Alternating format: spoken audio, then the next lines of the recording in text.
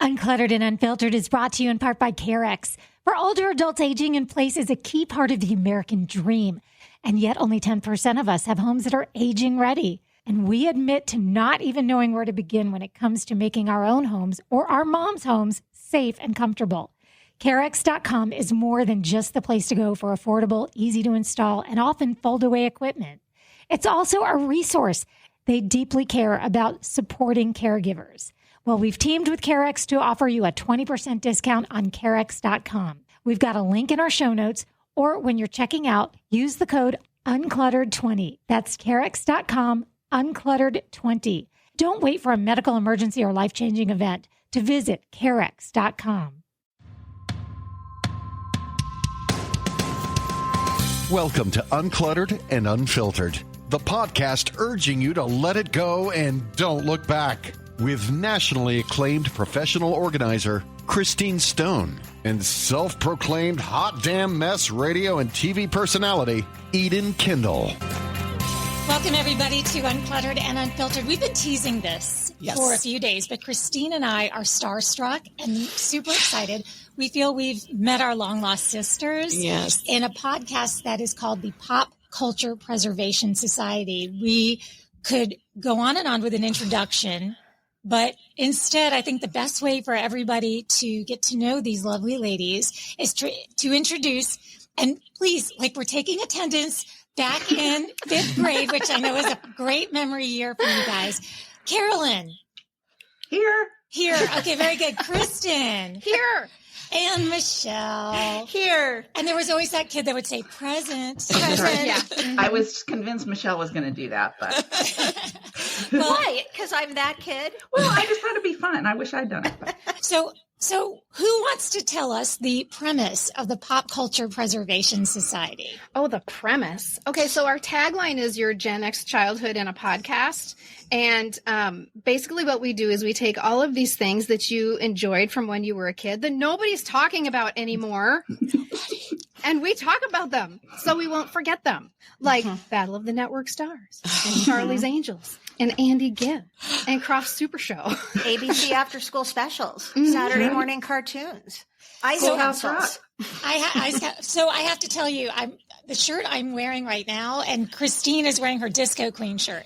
And the shirt I'm wearing right now is not, I told Chris, this isn't really my style. It's very snug, but I feel jiggly like I'm in Battle of the Network Stars. Yes.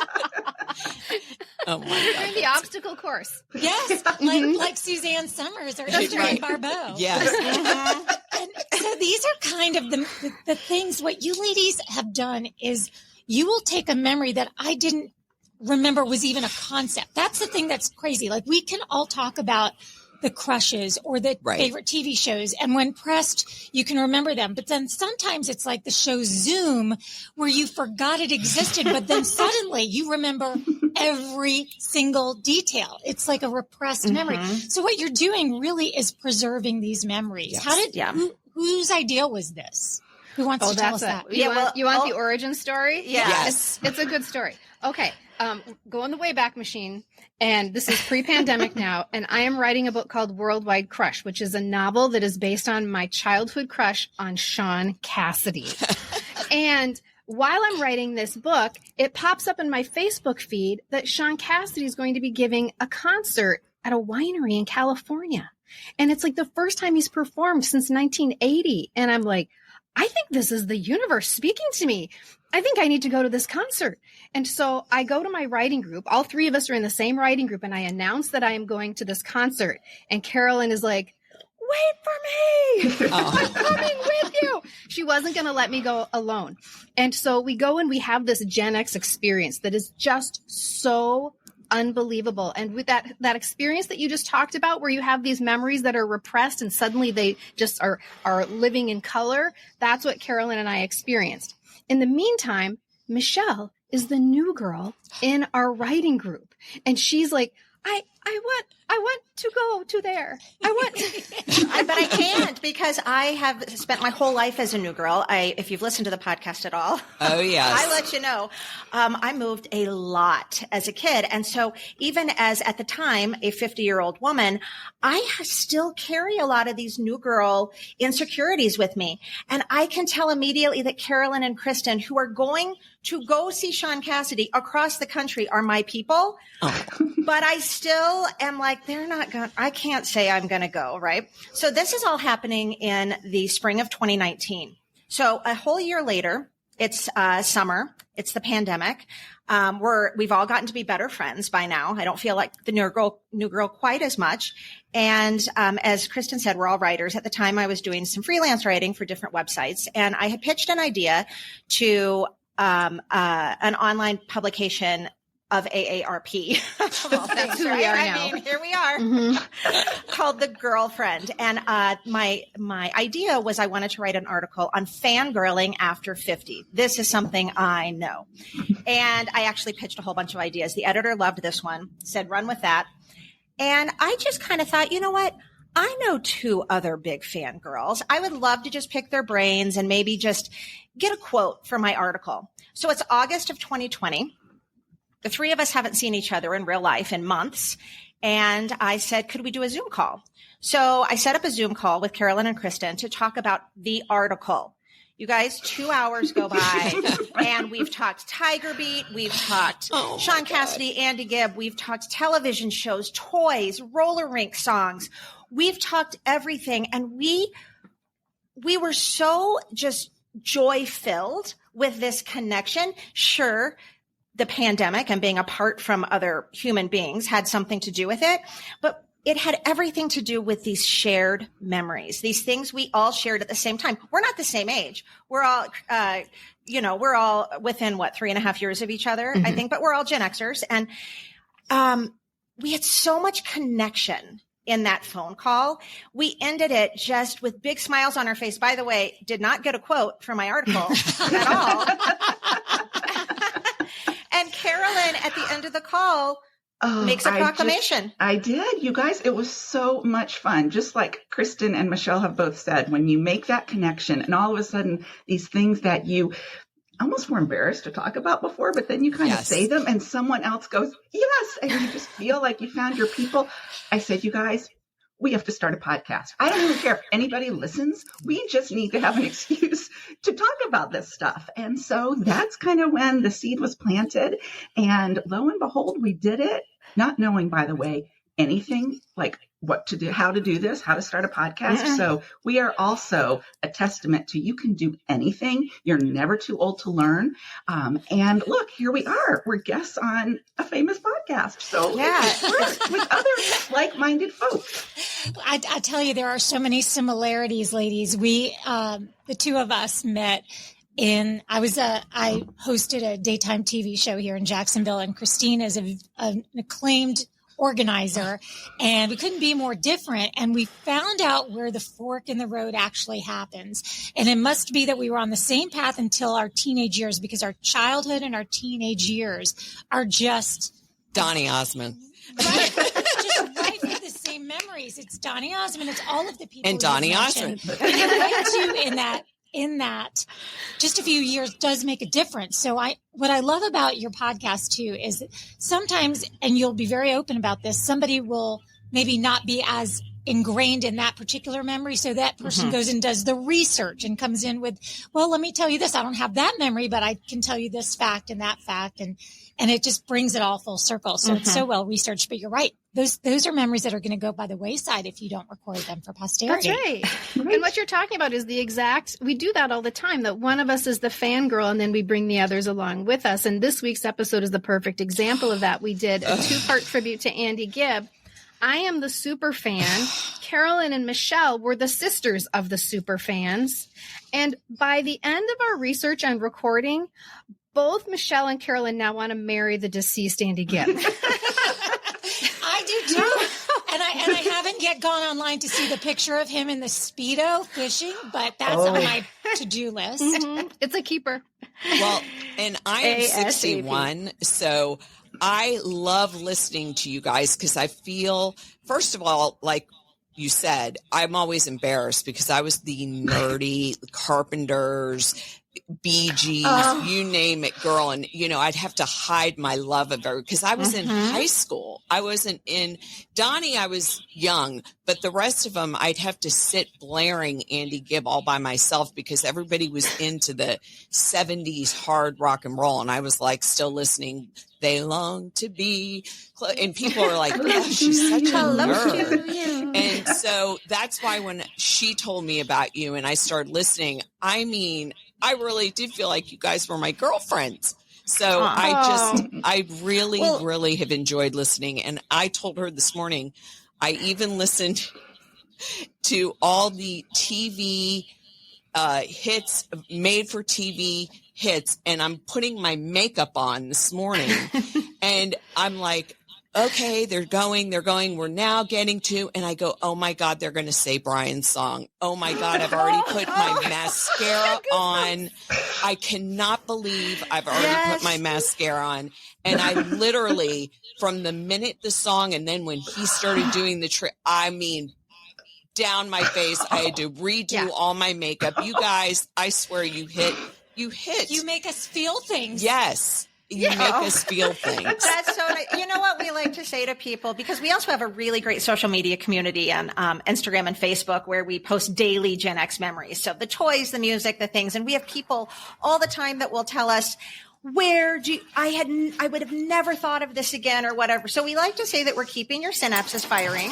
We are staving off, dementia and all these types of diseases because we truly are making your brain work, right? These are things you've forgotten about. And this is exactly why we do what we do. We don't want your brain to forget about them because they bring you such joy. I think sometimes people, when the three of us describe what our podcast is and what our conversations is, they're confused and they mistakenly think, oh, that's kind of sad. They want to go back and live in that time. They're living in their childhood. That couldn't be further from the truth. We do not want to go back then. We just want to reignite those memories and the joy they gave us. And we all had complicated, I'm sure, and difficult times in our childhood. Maybe not all of us. If you're one of the few that didn't, that's fantastic. But that's not what these memories bring back, right? These memories bring back just a simpler, wonderful time. And, if you're 61, if you're 55, we both crushed on Donny Osmond. Yes. I might have been 5 and you might have been 11, but isn't that an amazing, fun thing? And you and I could get together and have coffee and talk for 4 hours about Donald Clark Osmond and leave with just the lightest heart and just feeling like we had just, for 4 hours, our troubles were gone. Yes. My birthday is in July. So we saw that Donny Osmond was on his way through on tour in July. And Christine bought us both VIP packages. So we are going to do the whole meet and greet and whole thing. Oh, yeah, I'm doing it too. I'm doing it in August. Okay, well, you guys, what are you thinking? I've already given my 8-year-old self mood stabilizers because I'm so afraid. Well, don't do what I did the first time I met him when my husband took me for my 50th birthday when he just started playing in Vegas and did the meet and greet. And when we got up to Donny Osmond, I literally could not say one word. And my husband kept going, she really loves you. And he's like looking at me and I go, uh-huh. And he's like, we listen to your music all the time. My kids even know who you are. And I'm like, uh-huh. So we're hoping and praying I don't do that again because it was embarrassing. I got a plan. You got a plan for Yes. it. I have a plan, and my husband's praying I don't do it, which is to walk. I think it's terribly clever to walk up to him singing the Umbrella Song, which was my favorite song when I was a kid from the Donny and Marie album. And my husband just puts his head down. He's like, please, Michelle, don't do that. I'm like, I think that's very original. I think he'll remember that. Oh my gosh. Well, he brought my album up on stage and read off of it. And my husband looked at me and goes, are you crying? And I go, And he's like, oh, I remember this. And then he goes and hands it back to me, and I'm like shaking. I'm like, oh my God, I'm taking my album up on stage. So yes, we all have this Donny Osmond connection. You guys, I actually, sometimes that can surprise you. We had I cried unexpectedly when I met Holly from Land of the Lost. It's true. I'm like, she did. True story. Well, yeah, like we say, it's like your 55, 59, 61-year-old self is like also meeting your 8, 9, 10-year-old self at the same time. Like you're both of those people. And it's pretty, it's hard to describe, but magical and emotional are two of the words that come to mind, and super special. It's funny. I have, because of my other job being on the radio, I had an opportunity to, sometimes they're very random interviews, and it's not nearly as exciting now as it is if you were me at 9 or 10 or 11 years old. So Eric Estrada. Oh. So we're talking to Eric Estrada. Right? Exactly. And I could have told you anything about him at the time. And of course, Tiger Beat. But, at that time, and I'm sure you ladies remember this too, he was a grown man. He was like a grown man. And it's like what you were saying about Andy Gibb being hairy. You're just like, it's one thing to be looking at Donny Osmond when one of you are 5 and one of you are 11, because he's still at least a teenager. But my gosh, like this is a man. I mean, how would it be to be that?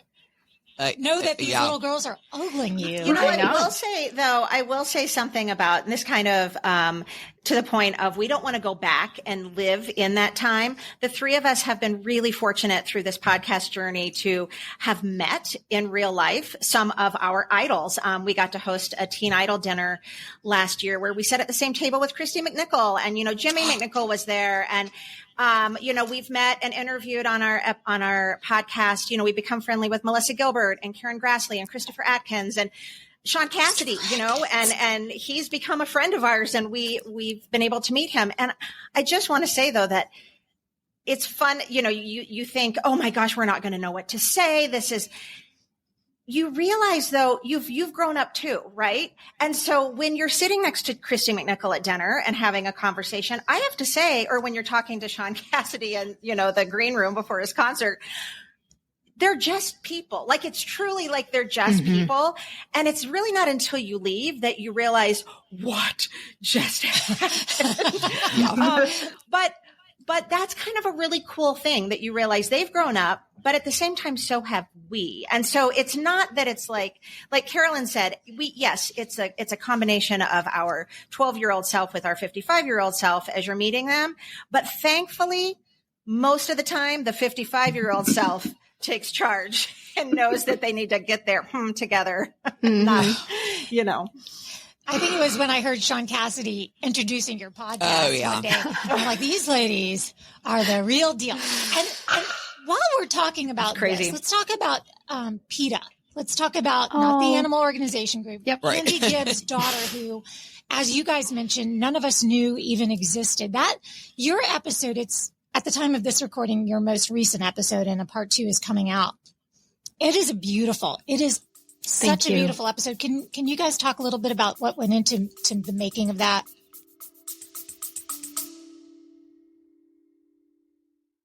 Uncluttered and Unfiltered is supported by Hearts for Minds. Can you imagine waiting 10 years to get screened for cancer?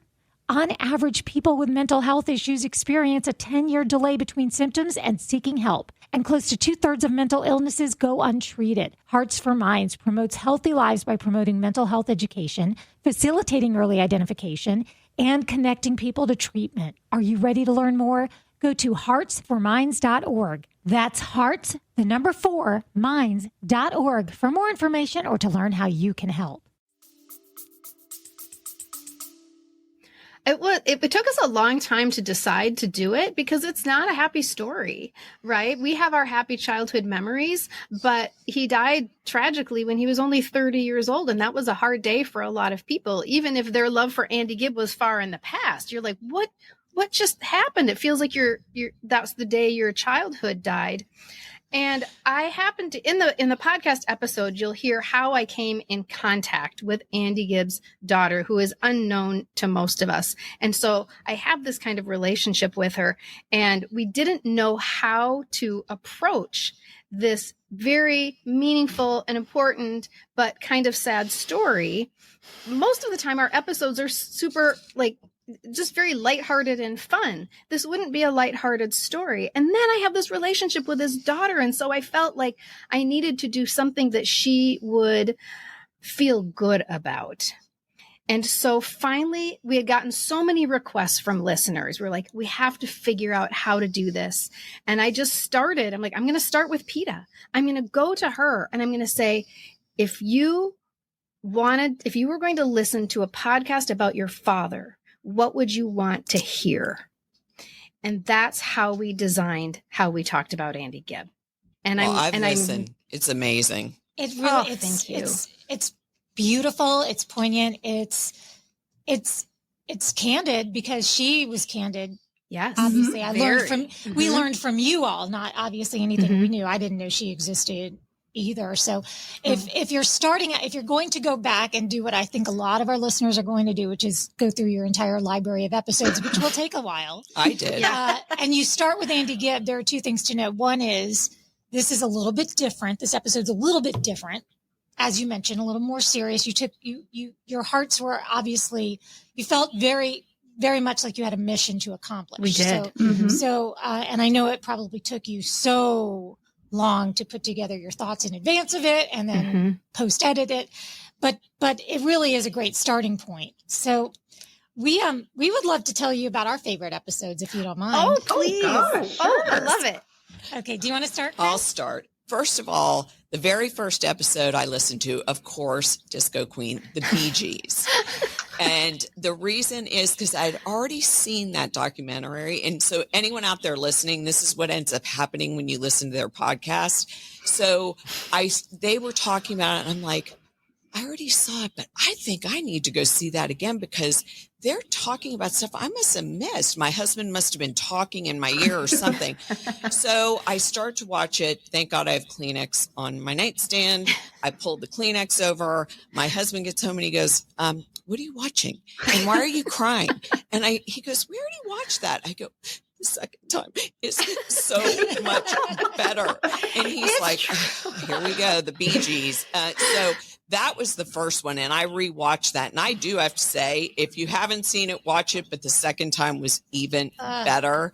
I grew up in Miami, huge Bee Gees fan. Like I said, I'm 61, so I graduated in 1980. So big disco time. So Saturday Night Fever. I was in 10th grade, so disco was big for us in Miami. And so just listening to you all just brings my mind back. So that was my first episode. And I absolutely love that. Oh, and that happened to us too. Like this is how that came to be. We had our lineup of episodes all ready to go. And then I watched the Bee Gees documentary and I called an emergency meeting. Like we have to do an episode now, today. And then we finished the episode and I have to go back and watch it again. And there's more that I saw, even that didn't even make it into the episode. But yeah, even if you've seen the Bee Gees documentary, watch it again. The best. That's how I feel about Benji that we just did. We just recorded an episode on, you guys remember the movie Benji, right? The dog. Okay, yeah, of course. So I can even tell you his little girlfriend's name was Tiffany. Yeah, that's right.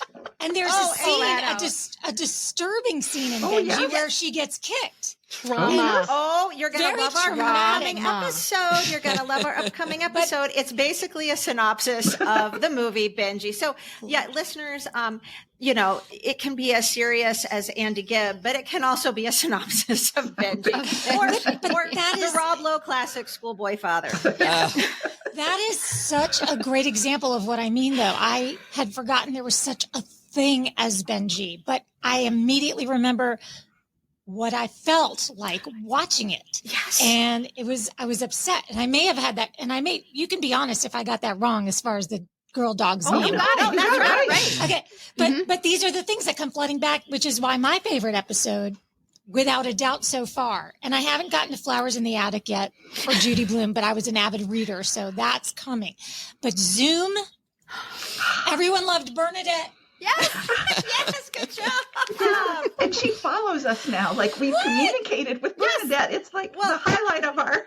Oh She got a my birthday gosh. greeting from Bernadette. Bernadette wished me a happy birthday. Oh my She gosh. not only when we released Zoom, we sent it to Bernadette, and she not only told us she loved it, she sent it to all the other Zoomers from those original seasons, and because they all still get together, which we love to know stuff like that. And who was that guy, Carolyn? Well, he was like the producer or the director. Yeah, he lives the in New creator. Zealand. The creator of The Zoom. creator, Mhm. and he messaged us like, I love this episode. I want to talk to you guys. And so that always having a stamp of approval like that makes us feel like, all right, my we God. did the episode. our work proud. today. Yeah. What is the response you get from your listeners? And I'm sure it was a gradual snowball effect when, as you started putting out the episodes, but are people continually asking you to do particular subjects, or is it more just this touched a nerve? What are you hearing back?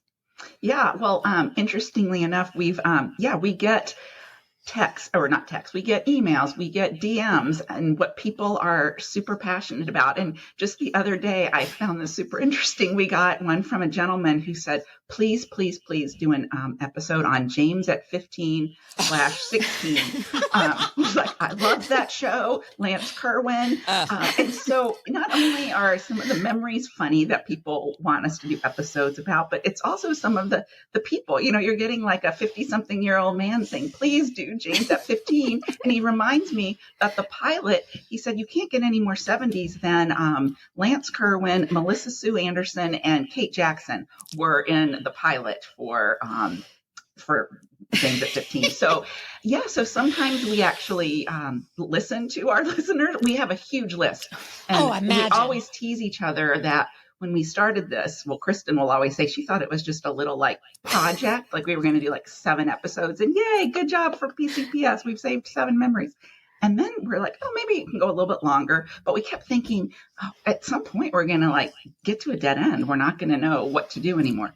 You guys, that is not a problem. We will Never be happened. rocking in our rocking chairs at Golden Acres Nursing Home, recording still episodes about our Gen X childhood. So, we come up with them. Our listeners do. And it's been amazing to watch that community grow of listeners and followers. We've made friends. I mean, it's pretty powerful. And we've seen friendships form between listeners and they get together and then they'll send us a photo of meeting up somewhere. So that's pretty special as well.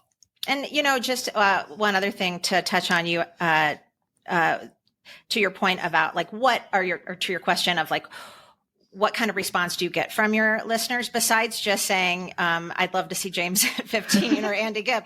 And by the way, James at 15/16 is coming in a future season. So Oh my don't gosh. worry. But, from the very beginning, when we sat down and got together after Carolyn said, I want to have a podcast and you guys are going to be on it. And Kristen and I just thought we would be like her Ed McMahon. We would just be over in the corner kind of going, And no. And so we sat down and we said, well, what's our why? And our why from the very beginning was to just kind of foster this connection, right? This connection between all of us who experienced these same things at the same time. And not just connection, but to provide, joy, right? And these memories. And from the very beginning, and now we're 3.5 years later, I can't believe it.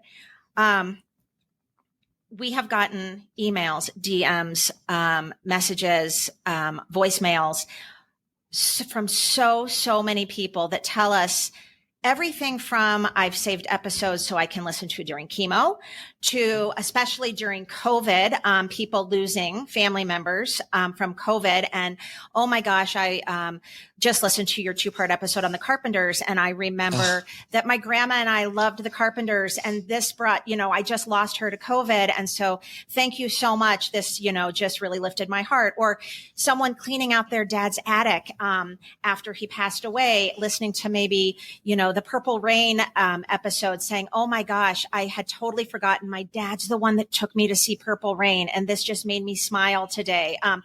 There's a million like this, right? Someone, who's listens to it, had knee replacement surgery, because this is how old we all are, right?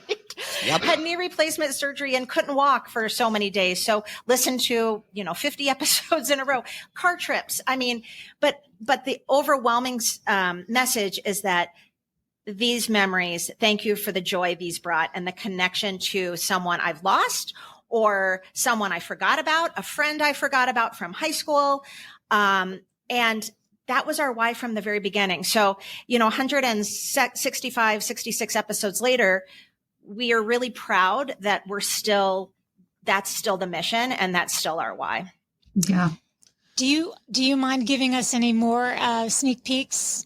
James at 15, 16, what else is on the to-do list? Or is What it if we just recorded you guys still to come this season? Okay, you mentioned Benji already. Oh, Charlie's Angels. Which angel are you? Because didn't we all choose one? Yes. You didn't just watch Charlie's Angels. You had to be one of the Charlie's Angels. I agree. So, Charlie's Angels. We what else have we got have, coming? did you guys watch, it just came out in January on Netflix. Oh, yeah. It called The Greatest Night in Pop, and it's hosted by Lionel Richie, and it's all about the recording, the night. Wasn't it amazing? It's unbelievable. So when we watched it, we started right when it came out, like that week, we started getting, like we were just talking about, DMs from listeners. You guys have to do this. And so we're like, oh, I guess it must be good. So we watched it and we all agreed, yes. So that's coming in a few weeks. So that is the We Are the World. Mm-hmm. Yep. We Are the World. Yeah. Oh yeah. I'm sorry. So it's the one night, the 40 something artists all gathered for like 11 hours to record We Are the World. Yeah. Carolyn, what was that? Yeah. Well, middle school dances. That was really fun. And middle school.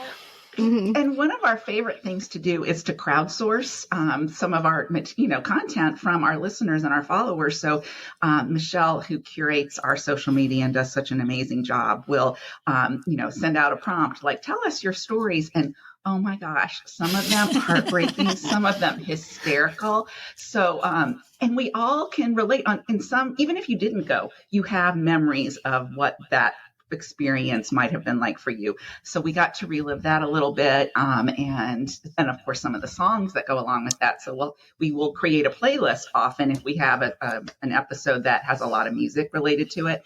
And so that will have a really, really fun playlist associated with it. And how about this for a Gen X moment? We will be winding up our current season that just started last week with a celebration of the finale of MASH.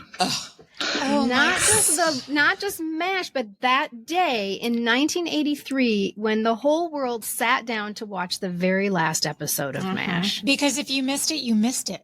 Yep. It was gone That's forever. Right. That's right. Well, until now. Until now, we can watch it on Hulu now, but yeah. And no, then that was one of those definite shared moments. Yeah, that was the my gosh, the bus scene and the whole the bus scene. the bus scene. So I also just learned that MASH was on the first cover of Dynamite the magazine. I wonder where I heard that little nugget. You guys have such a depth of research that you do. It's pretty impressive. It really is. Okay, so I also see that you go into the early 80s, which I'm thrilled about since I graduated in 1980. Are we going to do an urban cowboy? Only I like that idea. I went to school in Texas because of Urban Cowboy. No other reason, by the way, just because of that movie. Wow. Okay. And I always wanted to be Pam and not Sissy, Pam, and say the famous line, what does your daddy do? Oil and all that implies. Okay, so since I saw that you guys were getting into some of the early 80s, I am making that request for Urban Cowboy. Putting it out there. I'm putting it out in the She's universe. literally putting it on the list right now. Yeah, Michelle is writing that putting down it right on now. right now. Yeah, and I'm right. wondering, and I'm First time also we've gotten making that a one. note to see if you want to come on the Yeah. episode Oh and my talk to us God. about it. That's Don't great, even Michelle. joke. I know every song. I That's even fantastic. rode the mechanical bull. My mother was like, you're not going to school in Texas. I'm like, yes, I am. I am going to be like Urban Cowboy. And sure enough, went to Texas Christian University in Fort Worth. It was a great experience, but who goes to college for a movie? I don't know. Or Pepperdine if you watch Battle of the Network Stars. That's where I wanted to go. I'm going to Pepperdine University. Oh, the battle of the network stars. That's good stuff too. So we're going to stop it right there and do a second half. This is definitely a two-parter. Oh, absolutely. So let's leave things right where we are right now and promise to come back with more with the ladies of Pop Culture Preservation Society, more trips down memory lane. But until then, and we're going to change our little tagline right now. Let's sing. We have to kind of think hard about this. Normally we say, let it go and don't look back. So we'll say, with memories like this, you don't have to let them go. And you can look back.